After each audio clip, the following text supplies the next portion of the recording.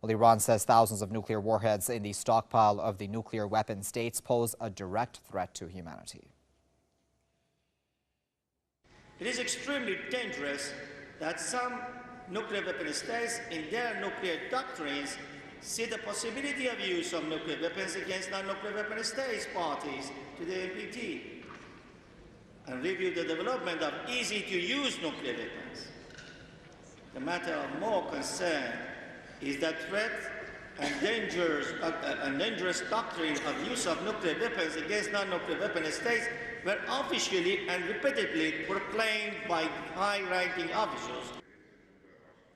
Iran's ambassador to the International Atomic Energy Agency has criticized the U.S. for developing new types of nuclear weapons. Asghar Soltanieh says Washington's recent allocation of billions of dollars to modernize its nuclear arsenal is in direct violation of international law.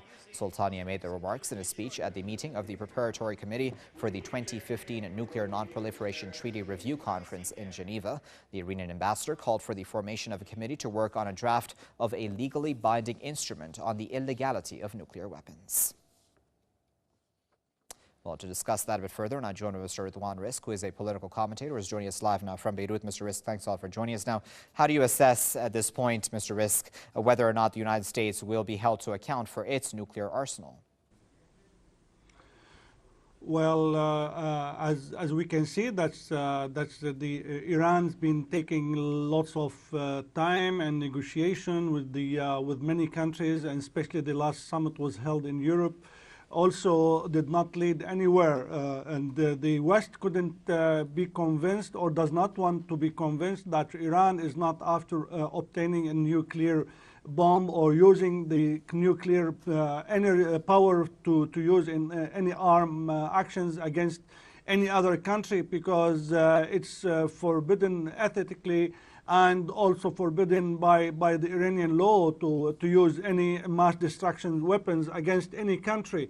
So now the West is trying to strip Iran from its technology by using the nuclear energy or power to develop the country, or in order to progress, or to go ahead with the developments of the country, and using this nuclear power or nuclear technology for peaceful use, sometimes into medications or into energy.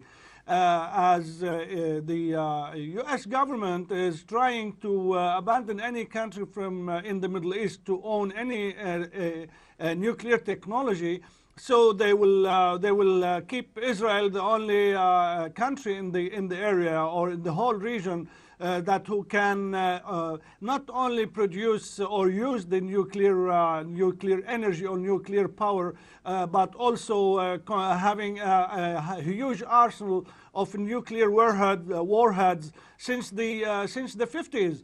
And these warheads are directed to be used against all Arab countries, neighbors, especially Lebanon and Syria. So this is making a direct threat to the nearby countries, or the countries who not yet agreed to go into any peace negotiation with this government, with this regime in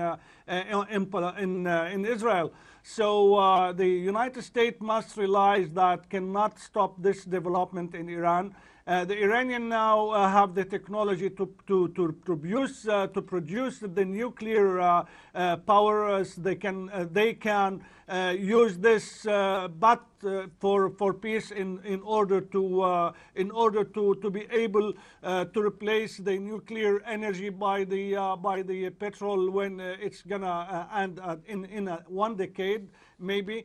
And then that will make Iran a very independent country, despite any other country that is not going to depend on any power supplies in the future from the outside. So this, of course, is bothering the Israelis first, and now they are trying to use the chemical weapons in Syria from the rebels against the Syrian army that will justify any attack from Israel, which is trying to take place in the near future, or trying to push the United States government to cover any hit from the Israelis to the Iranian some Iranian bases.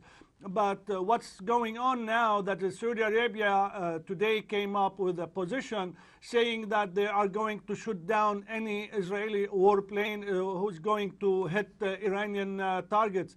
So this is a bit of changing in the situation in the region. And now the Israelis are not very comfortable, and they cannot implement their wishes in destroying any bases in Iran. So they must accept the fact right, now Mr. Iran Risk, I do apologize for interrupting you, but it seems that we will have to leave it there for now. But of course, we do appreciate your insight. That was Mr. Ridwan Risk speaking to us live from Beirut.